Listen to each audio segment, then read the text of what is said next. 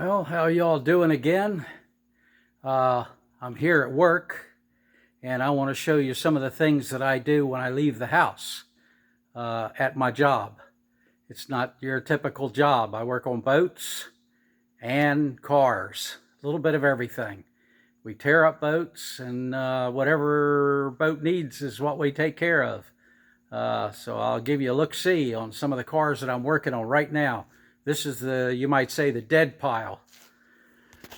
Okay, here we are. This is the latest workbench we have here. This car I got running, 10 years ago, but that's all I ever did was just get it running, and so it runs. The engine runs poorly, but it runs. So this is where it sits and been sitting since. And right now it's turning into a workshop or a workbench. These are all the brakes here that go to that car behind us. And that's the one I started working on a couple of days ago. This is a Chrysler.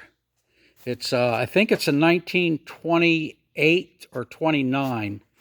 I don't remember exactly what it is, but this thing's been sitting for a long time also. It's an old restore job, not done very well, but it is an old restore job.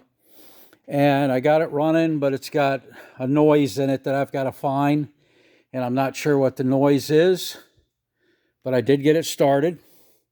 Sort of a temporary thing running on a jerry can. And it's not terrible. I'll make a car out of it. I've got all the parts in those boxes to go into the dash. I took the dash panel, and where is it? Here it is. And did some engine turning. It was just aluminum plate, and I took it and just stuck it on a wire wheel and in a drill press and turned it into that, and it's okay. I didn't spend much time with it, but boss liked it, and that's all that matters, I guess. And this is one of the cars that I don't know what half these cars are because I don't pay attention to them that much as far as what they are in the years, because I work on so many of them. He's got like 50 cars, and this is just the ones that I've been working on. So I think this is a Toyota, or I'm not sure what, but this one's got a bad motor in it, so this is where it's going to stay. And that over there is like a 1939 or 1940 Packard that was basically bought for parts. Good body, but it's a parts car, and that's where it's going to stay. We're not going to do anything with it. And this here is a customer's car, and this is what I'm putting an engine in. Seemed like everything we got here needs an engine.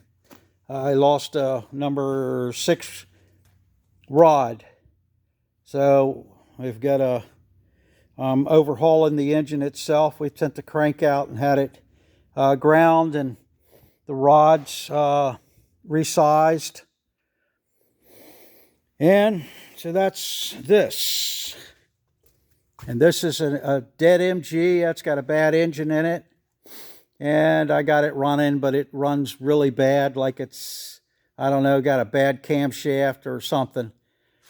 And this is a 911 Porsche air-cooled car that I worked on a while back. I had to replace the whole side over there underneath the hood and the fender, the actual unibody. I cut like 2/3 of it off, and he brought in another car that he whacked, and I welded it in place. And then this car's sitting.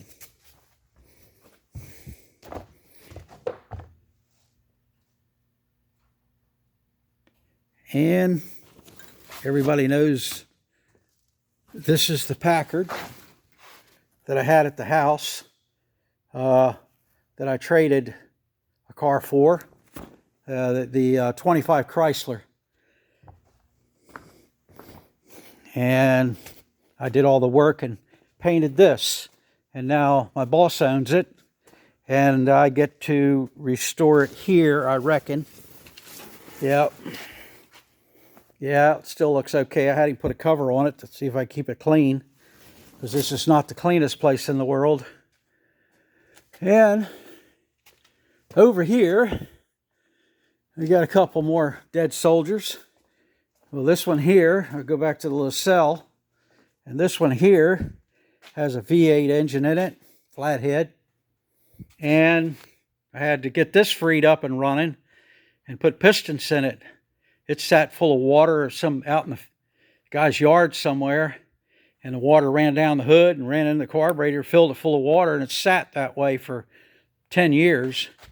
It got a fairly decent body on it, except for the running boards are shot. So I took the engine apart and hammered the piston out of it and honed it and got it running, and it runs pretty good for what it is. You know, it's just an in-house rebuild. And that over there is a Buick, like a 4090 series. And of course that one was towed in here from Florida, and it's body's fair to Midland, and that engine is in pieces, really pieces. And this is a car that came in. I think we got this down at the beach somewhere, and I had an old forklift engine, which the engine was bad in this, locked up. So I took the forklift engine, which is the same engine, and took it apart and cleaned it up a little bit, put some new gaskets and bearings in it, stuck it in this car, and now this one runs. So, but I'm doing the brakes on it right now. It's got a lot of rust in it, and the engine runs great. So once I do the brakes and put tires on it, this car will be done for him. And this is a old Jaguar. And of course they overheated this probably 30 years ago, and it sat. And I pulled the head off of it and the pistons out of it, and I got it cleaned up and new parts, and it's ready. It's still jacked up in the front, ready to go back together if I ever get back on it. And this is a Model T. And of course, when this came here, I went with him to pick it up. It was in an old barn. We had to put a bag around it because it was literally just caving in on itself, really bad. We rolled it, put a tarp on a trailer and put it on the tarp, and then covered the parts up with the tarp and taped it, because the pieces, it was just nothing attached to anything. So I had to make all the wood, everything. No wood kit, just make it. Make the seats. And I'm not doing the interior on this. My boss's wife is doing it. She's showing me how to do it. Yeah, okay. But, you know, they know more than me. But this runs. And this thing sat for a long time. So, but I got it running. I got old buzz boxes, made a little tool to get the buzz boxes working to check them. And it runs. Pull the oil pan, and it's pretty cool. But it put tires on it, and I had to put all new spokes in it. The spokes were rotted. They wouldn't even hold air. Hold the wheel up. I don't have all the old spokes here anymore. But you can see the kind of projects I've gotten. One car, just line them up. This one runs. This is done. Well, it's done for what I'm going to do. And the car back there is done for what I'm going to do. And so those two cars can go out of here. And I've already finished about 6 or 7 other cars that left here. And they went over to the other building. And I'm going to walk over there in a short while. And I'll give you a look-see on what cars he has over there and tell you about them. So this is what we got here. Now let me take you outside to the what I'm doing, what my next project's going to be.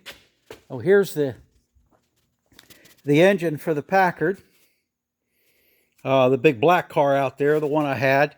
I had videos of me taking it apart. And this is where it's sitting right now until I can get to it.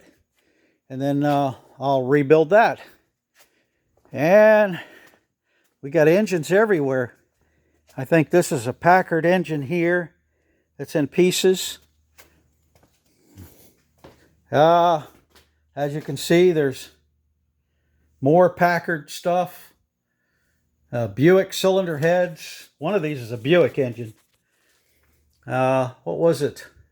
Oh, he has a, well, I'll tell you about the Packard over there when we get to it. But let me take you outside. It's going to get bright here. Okay. And when I really want to have some fun, I'll come in and I'll get on this here. It's an old excavator. She's a big one though. But it leaks oil. Everything about it is worn right to death. I mean, it's got a 471 Detroit in it. Runs good. And I can make it happen and make some noise with it. But this is the kind of stuff we're going to bust up. I've already busted about 10 boats up like this. It's pretty fun. Just take the claw and go right over and grab the stern and pull that entire boat right back to the excavator. And then just start breaking it up and cramming it in the dumpster. And you can see these are all pieces of boats here.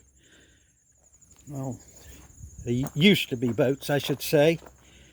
That was a keel of a boat that I tore up. That was an old sailboat. There's an old diesel over there that we pulled out of one, a outdrive. That's a piece of old equipment that we used to move things around with. All this stuff is dated, really dated.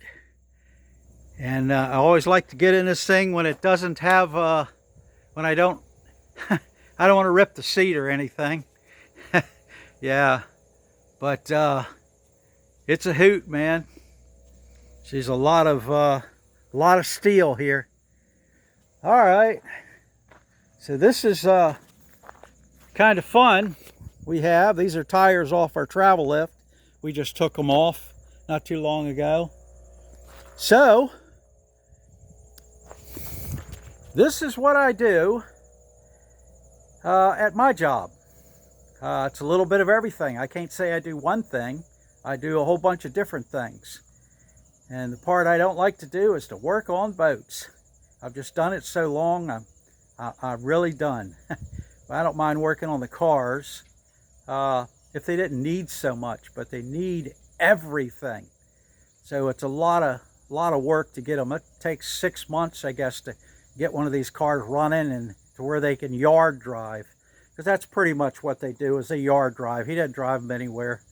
If he drives a mile, 2 miles up the road, that's really about it. But hey, this is what he wants, and this is what I'll do. All right, guys, until I start to break that boat up, which I'm going to try to get a video of me doing that, because I thought that might be a hoot, because I really like to do it, but it's really noisy. So we'll have to see how that's going to work. All right, until then, I'll see y'all later.